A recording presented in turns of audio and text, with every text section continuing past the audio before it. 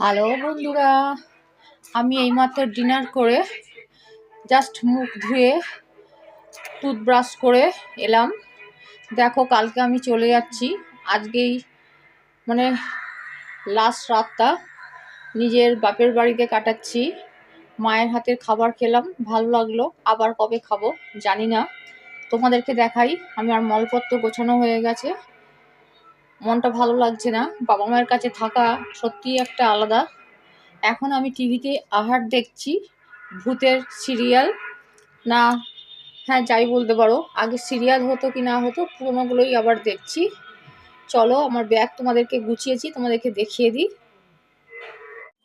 এই দেখো, আমার ব্যাগ গোছানো হয়ে গেছে। এই একটা ব্যাগ। ওয়েদারটা এখানে বৃষ্টি হচ্ছে, বৃষ্টি হলে আমি তাড়াতাড়ি বেরিয়ে যাবো, না হলে একটু বিকাল সন্ধ্যে করে বেরোবো।